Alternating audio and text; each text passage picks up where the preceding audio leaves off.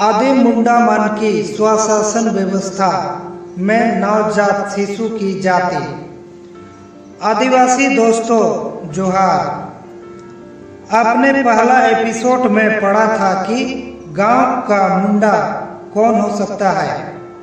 कबीलाई युग में दल का सबसे बुद्धिमान, सबसे बलवान और निर्णायक क्षमता रखने वाले योग्य पुरुष ही कबीला का मुंडा या सरदार हुआ करते थे।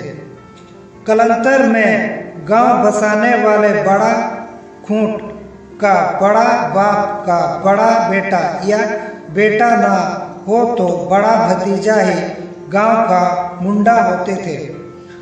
आज मैं आप लोगों को बताऊंगा कि एक शिशु का जाति कैसे निर्धारण किए जाते थे। शायद आप लोगों को ऐसा लग सकता है कि भारतीय कानून मुंडाओं की कानून यानी मुंडा वन की स्वशासन व्यवस्था से ही उद्धृत की गई है। हो ना हो, शायद यह भी एहसास होगा कि उच्चतम न्यायालय के कुछ फैसले एंटी नेचुरल थे या है। आज का टॉपिक बिल्कुल ही रोचक हो सकता है क्योंकि यह वैज्ञानिकता पर ही आधारित है।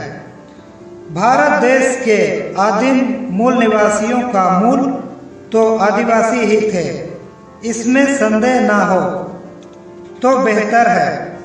भारत पुरुष प्रधान या पैतृक सत्तात्मक देश था और आज भी है। कुछ संशोधन भी हो गए हैं, लेकिन हम तो चर्चा करेंगे सिर्फ मुंडा मन की प्रथा की। यदि शिशु के माता पिता दोनों मुंडा हो, संथाल या उराव हो, तो संतान की जाति भी पिता की होगी और 100% ओरिजिनल मुंडा समाज में समन्वय होगा।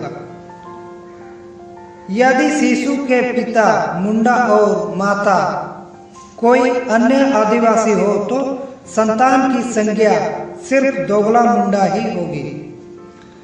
जायदाद में पूर्ण हक मिलेगा, लेकिन गांव मुंडा के रूप में स्वीकार नहीं करते थे। यदि शिशु के पिता मुंडा और माता कोई गैर आदिवासी हो तो संतान की संज्ञा सिर्फ दोगला ही होगी। जायदाद में हक मिल सकता है, लेकिन गांव का मुंडा बन नहीं सकता है। यदि शिशु के पिता अन्य आदिवासी हो और माता मुंडा हो तो उसको पिता के जाति का ही माने जाते थे। सर्वप्रथम तो समाज और जाति से बाहर शादी करने वाली मुंडा स्त्रियों को समाज से बहिष्कृत किए जाते थे।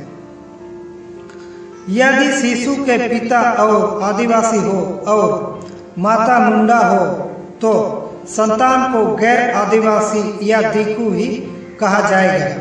ऐसे स्त्रियों को दोबारा मुंडा समाज में वापस आने की इजाजत नहीं थी। कोई जुहार तक नहीं करते थे।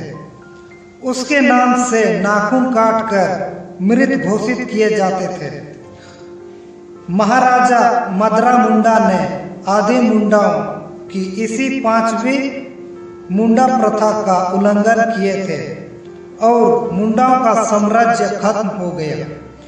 इसलिए समाज और कानून सबसे बड़ा होता है। सबके लिए एक समान होनी चाहिए। महाराजा मदरा मुंडा ने एक ब्राह्मण या दीकू बालपोष बच्चा पनी मुकुट राय को नागवंशी राजा बनाकर बड़ा ही सामाजिक अपराध किए थे। मुंडा समाज का 2000 वर्ष पुराने साम्राज्य का अंत हुआ, लेकिन 21 पढ़ा राजाओं का उपविभाजन तो पहले यानी सुतिया मुंडा काल में ही हुई थी। सभी पढ़ा राजाओं ने महाराजा मदरा मुंडा की भूल से सबक सीखे और मुंडाओं की कानून व्यवस्था को और भी अधिक सशक्त बनाए। आज भी गुमला तोरफा यानी नागौरी मुंडा प्रक्षेत्र में मुंडाओं के धर्म संस्कार एवं संस्कृति में ब्राह्मणों का प्रवेश वर्जित है। रांची, रामगढ़, भूंडू, तमाड़, पुरुलिया क्षेत्र के मुंडाओं ने जन्म कुंडली, शादी विवाह और मृत्यु संस्कारों में ब्राह्मणों को ग्रहण किए थे। नतीजा सामने है, क्षेत्र में मुंडा भाषा, संस्कृति और धर्म संस्कार विस्कृत या फिर विलुप्त हो गए हैं। इसलिए भारत में आदिवासियों की भाषा, संस्कृति और धरोहरों की रक्षा के लिए पुन मुंडा मानकी स्वशासन जैसी लोकप्रिय प्राचीन आदिवासी शासन व्यवस्था को लागू करनी चाहिए। विवाद: निसंतान मुंडा या आदिवासी दंपत्ति यदि किसी आदिवासी संतान को भी गोद लेंगे तो माता पिता के निधन के बाद पुनः पैतृक अचल संपत्ति से बेदखल किए जाते थे। लेकिन स्त्री रोग विशेषज्ञ गुप्त रूप से किसी गैर आदिवासी का वर भी डाल दे तो शिशु को आंख मूंद कर स्वीकारना होगा कि एक आदिवासी शिशु है। मेडिकल साइंस को मुंडा मानकी प्रथा भी स्वीकारते हैं। उच्चतम न्यायालय का विवादित फैसला: यदि कोई मुंडा या आदिवासी महिला और आदिवासी से शादी करती है और बाद में तलाक हो जाए तो संतान को अपनी पहचान दिला सकती है। लेकिन मुंडा मानकी रूढ़ी कानून व्यवस्था के तहत न ऐसे औलाद आदिवासी हो सकते हैं और न ही आदिवासी पहचान या सरनेम मुंडा, उरांव, होरो, कच्छप का वह हकदार होगा।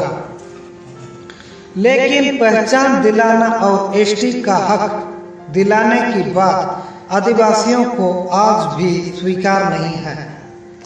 नोट: आज आदिवासी महिलाएं आवेश में आकर या कमांदे में दिकुओं से शादी करती है, बाद में बहुत पछताती भी है।